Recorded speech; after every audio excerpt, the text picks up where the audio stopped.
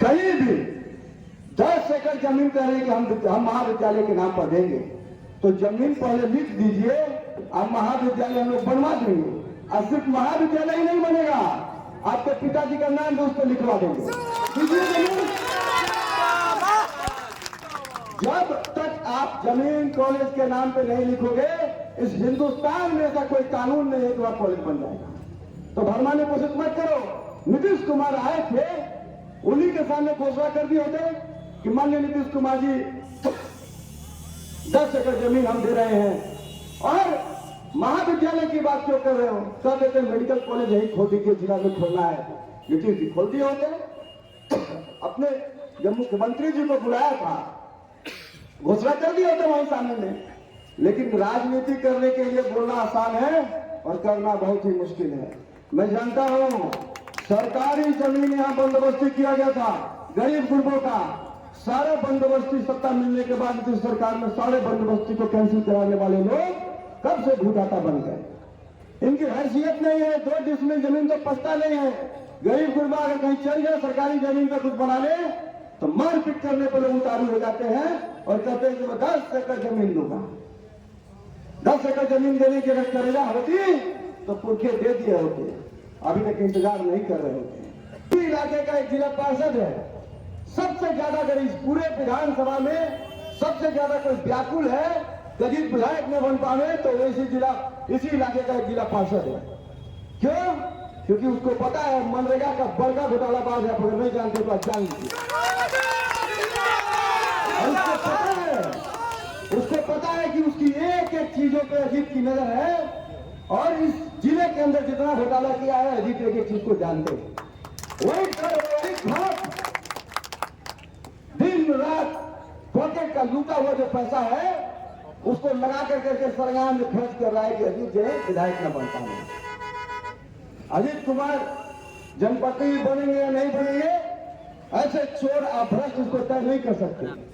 यह आम आवाम के लोगों को तय करना है कि जनप्रतिनिधि किसको देना चाहते हैं। एक पार्टी है बीएसपी पार्टी, उसके नेता है, वो कहते हैं कि बड़ा ये परिवारवादी पार्टी है। तो हम कहते हैं कि अगर मैं परिवारवाद किया होता 2010 में तो आपको विधायकी का पेंशन नहीं मिला होता। जिसने 2010 में उनको जिताया, 2015 में उनके साथ खड़ा रहा, तो उसको ये परिवारवादी कह रहे हैं। विधायकी पेंशन नहीं होता, आयोग जो कैंडिडेट है वो मास्टरी कर रहे होते। पूरा का पूरा कुलवा जो है परिवारवाद से ग्रसित है और आरोप लगा रहा है उनके दूसरे के ऊपर। जब टिकट देने की बारी आई तो भतीजा के आगे नहीं बढ़ पाए, वही मजबूरी थी इसलिए भतीजा के आगे नहीं बढ़ पाए। शायद अपना पुत्र होता तो उसको देते, पुत्र समान ही भतीजा को मानते इसलिए उसको दिए। हम लोगों ने उस समय भी 2010 में भी राष्ट्रीय जनता दल के साथ रहा और शायद निरंतर राष्ट्रीय जनता दल में काम करते रहे, तो उसका देन है कि उसी परिवार से विनोद यादव जी हमारे भाई समान है, वो आज भी हम सबके साथ खड़े हैं। तो हम लोगों ने उसमें भी भेदभाव नहीं किया और शायद उसी का नतीजा है कि उसी परिवार के लोग आज भी हमारे साथ खड़े हैं, पिछड़ा परिवार के लोग। यहाँ पर संग्रह ब्रिज की बात विकास की अगर किया जाए तो कोई कह रहा था कि कॉलेज नहीं है, तो कॉलेज नहीं है तो स्वाभाविक है कि जमीन देना होता है और उस पर पहल करना होता है। रामगढ़ में लोगों ने जमीन दिया और पहल हुआ, जहां जहां लोगों ने जमीन दिया और पहल हुआ। आज 4 डिग्री कॉलेज है इस विधानसभा के अंदर। बड़े बड़े भूखंड माफिया जो यहाँ पे बैठे हुए लोग हैं, अगर वो जमीन दिए होते तो स्वाभाविक है कॉलेज बन गया होता। विद्यालय भर जमीन हम लोग के बड़े समाजवादी हम लोग के साथी हैं, पुराने हम लोग के गार्जियन अभिभावक हैं, कई लोगों ने दिया है। यही बन के बहोरा में हम लोग के विनोद भैया ने दिया, वहां विद्यालय बना है। मैं इसी पर एक बात और मुझे याद आया कि पूरे सरगाह की नहर प्रणाली इस सूखे में सूखा हुआ था और तमाम जगह पानी की कमी थी। सोन नदी की पानी पर्याप्त रूप से मध्य प्रदेश से सरकार नहीं ले पा रही थी। लोकसभा चुनाव में हम लोग व्यस्त थे, सरकार हम लोग का ध्यान वहां था। सरकार ने भी कार्य बना के नहीं दिया कि हमको पानी दीजिए, यहां भी पानी लेकर आया। तब हम पानी लाने का जब प्रयास कर रहे थे तो पूर्व विधायक अशोक सिंह जो है घूम करके सूखे पे राजीव करते थे कि गंगा मैया के पानी हम ले आएंगे। तो ट्रिपल इंजन की सरकार है, कौन छेका है तुमको? ले आओ, योजना बनाओ, तुमको कौन रोका है? लेकिन गंगा मैया के पानी के पहले इनकी सरकार ने जबरदस्ती गर्मनासा नदी पे कहा कि हम 3 परियोजना और बैठाएंगे। उसका शिलान्यास लोगों ने किया और भाग गए। आपके वर्तमान सांसद और उस समय के विधायक अगस्त मेहनत से किसी तरह से उस कार्यक्रम को, उस परियोजना को पूरा करवा पाए। ये इनका चाल चरित्र है। एक बूंद पानी की भी अतिरिक्त व्यवस्था इस इलाके में लोगों ने नहीं किया, एक बूंद भी।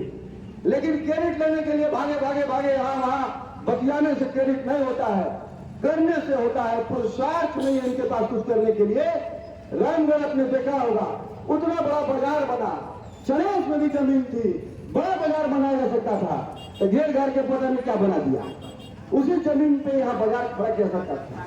रामगढ़ में जो बाजार खड़ा किया गया वो सरकारी जमीन पे खड़ा हुआ। और जब अशोक सिंह विधायक बने तो उतने बड़े बड़े बाजार में 2 शौचालय बना। यही पुरुषार्थ होता है।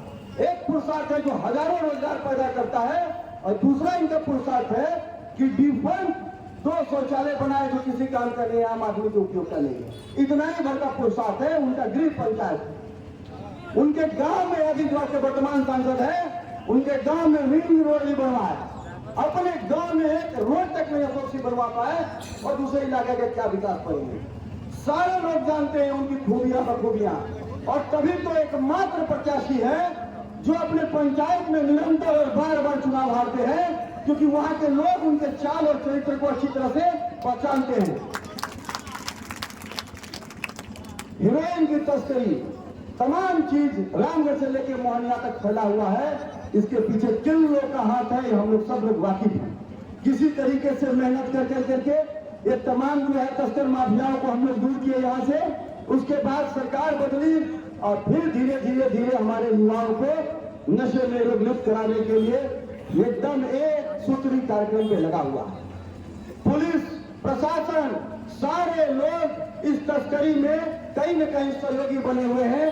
तभी इतनी बड़ी मात्रा में शराब और हेरोइन जो अवैध रूप से हम लोग के इलाके में फैला हुआ है, और नौजवान बच्चे उस नशे के शिकार हो रहे हैं। एक बात है कि अगर जनप्रतिनिधि के तौर पे आप चुनते हैं, और मेरा यह मानना है कि आप चुन लिए हैं, क्योंकि जिस दिन आपने दिल में अजीत कुमार को अपना विधायक बना लिया, तो मैं यह मानता हूं कि सर्टिफिकेट लेना सिर्फ औपचारिकता है, क्योंकि विधायक आपने उनको मान लिया तो मैं अपने को स्वीकार कर लिया था पति की। और उस नाते मैं एक वादा करता हूं, तीनों प्रखंड कार्यालय में हर हफ्ते में मिलूंगा, एक दिन न्यूनतम मिलूंगा। और मैंने बताया, एक बिहारी बताया कि सर्वे का काम चल रहा है, और सर्वे का काम आपका ठीक से चले, कोई भ्रष्टाचार नहीं हो, कोई घुसखोरी नहीं हो, इसको देखने के लिए मैं हर हफ्ते प्रखंड कार्यालय में बैठूंगा, और बैठूंगा तो जूता लेकर के बैठूंगा। माननीय मुख्यमंत्री जी कल आए थे, कहा जा रहा था कि आदर्श पंचायत है। और जब मैं घूमता हूँ यहाँ के गाँव की गलियों में, तब मुझे एक बात का बहुत अंदर से पीड़ा होता है, और वही पुरानी रीति और रिवाज जो चलते आ रहा है उसी को जारी रखा गया है। एक प्रवृत्ति है, गरीब गुरबों की गलियों में जाता हूं तो उसकी ढलाई भी नहीं हुई, गंदे पानी बह रहे हैं। लेकिन इनके साहब के जो स्टेडियम यहाँ पता नहीं क्या क्या बनवाते हैं, पोखरा खोलते हैं, भरवाते हैं, बाउंड्री करवाते हैं, तोड़वाते हैं, वो निरंतर चलते रहता है। उसके लिए पंचायती जाकर सारा पैसा लगा देते हैं, लेकिन गरीब की गली को नहीं ढलाई करते लोग। और वैसे ही लोगों को नीतीश राज में पैसे लगातार मिलते आया है। घबराइए मत, 2025 में तेजस्वी की सरकार बनने वाली है। सारे पुराने पन्ने पलटे जाएंगे, सारे पुराने पन्ने। जिन लोगों ने आपका हकमारी किया है उन सब के पुराने पन्ने पलटे जाएंगे। इसी पंचायत और इसी इलाके में शौचालय घोटाले से लेकर क्या क्या नहीं हुआ हम सब जानते हैं, और हम छोड़ेंगे नहीं। एक बार जो मेरे दिमाग में अटक जाता है वो निकलता नहीं है जब तक हम उसको पूरा नहीं करते, तो हम छोड़ेंगे नहीं।